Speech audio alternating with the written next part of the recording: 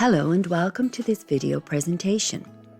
Its purpose is to provide information about revisions to ISA Ireland 315, identifying and assessing the risks of material misstatement.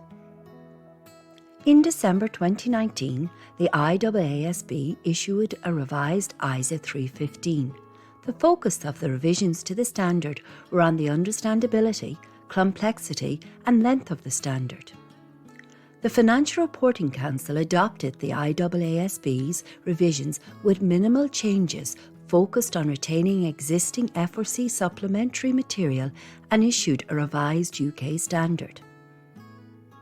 In line with IASA policy, IASA adopted the revised ISA 315 in October 2020 with no additional changes.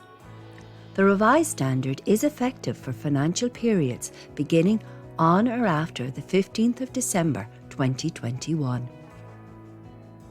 ISA 315 covers the auditor's procedures to A.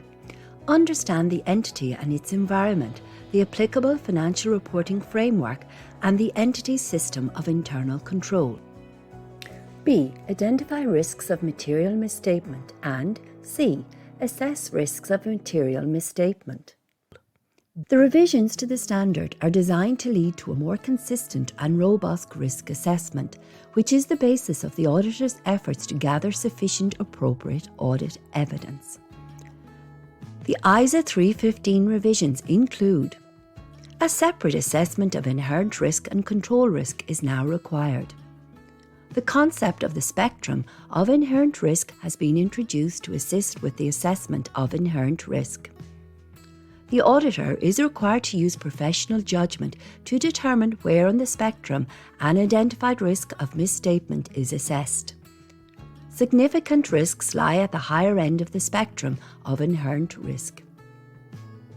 Inherent risk factors have been introduced to help auditors identify events or conditions that affect the susceptibility of assertions and classes of transactions, account balances or disclosures to misstatement.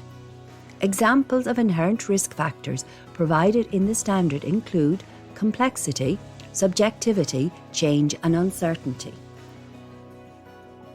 The revisions also modernise the standard to keep up with the evolving environment in which businesses operate. The revised ISA 315 has substantially changed and enhanced the requirements and application material in relation to the auditor's considerations about IT. This includes requiring the auditor to understand the entity's use of IT in its business, the related risks, and the system of internal control addressing such risks. In addition, ISA 315 includes new relevant definitions for general information technology, IT controls, information processing controls, IT environment, risks arising from the use of IT. A number of other changes are professional skepticism. There are enhanced procedures in ISA 315 to encourage behavioural change for auditors when undertaking audit procedures, as well as strengthened documentation requirements relating to the exercise of professional skepticism.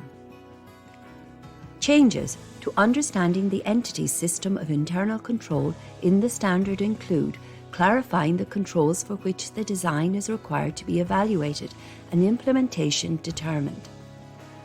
Smaller entities. The revised standard focuses on complexity rather than size.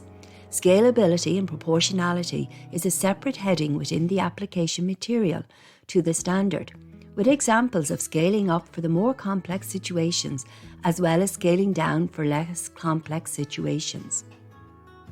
Also, several new appendices have been developed to assist with application of the standard related to understanding inherent risk factors, considerations for understanding information technology, considerations for understanding general IT controls.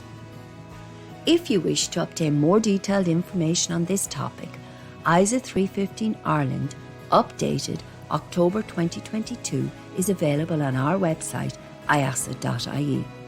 The IAASB has published guidance on implementing the revised ISA 315 on its website, iaasb.org.